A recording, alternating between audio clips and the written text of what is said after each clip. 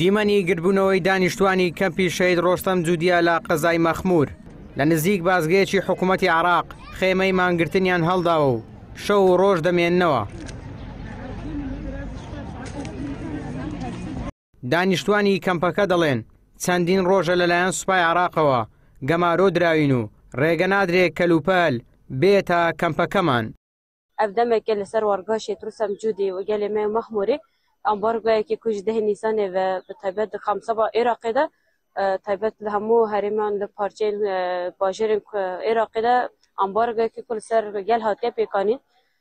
divê ambargoyê de bi rastî jî kelopelên ku ji bo wargehê bêtin ji bo bikaribin jiyana xwe ya mesela avahiyê bidin avakirin xaniyên xwe çêbikin ev tê astenkirin ji alî hêzên Êraqê ve ji alî hikûmeta Êraqê ve nahêlin ku keloper bikevin wargê de. دانیشتوانی کەمپەکە بۆ کارکردن و دەسەبەرکردنی بژێوی ژیانیان دەچوونە شارەکانی ناوەڕاست و خواروی عێراق بەڵام وەکو خۆیان دەڵێن ماوەیەکە ڕێگەیان پێنادرێت کار بکەن و دەستگیر دەکرێن. ئەف نێزی 10-12 ڕۆژە دەوڵەتە عێراقی ڕێگری لە هەموو وڵاتین وەرگێ دیکە ڕێ نادە و کەس چۆنە هاتنێ بکە سەدەم ژی وەک سەدەم دەدە دیارکردن بێ ناسنامەی نوێیên وەرگێ ئیقامەیەک و مەش وەرگێ را چێکردن سەرە دەرباز بوونە ئەمان دەمێدا مرۆڤ کارە vê jî bi bîr bêne er ku berpirsiyariyên Iraqê ew e ku nasnameyê me jî nû bike hem bixwe nasnameyê me nû nake hem îqameyê me nû nake hem jî vê dike wekî hêcetekî rêgiriyê li hemûlatên wargehê dike ji roja ku hatine girtin heta îro di nava wargehê de tu agehiya tu kesî jî nîne ku rewşa wan aqîbeta wan çi ye di çi rewşê de ne.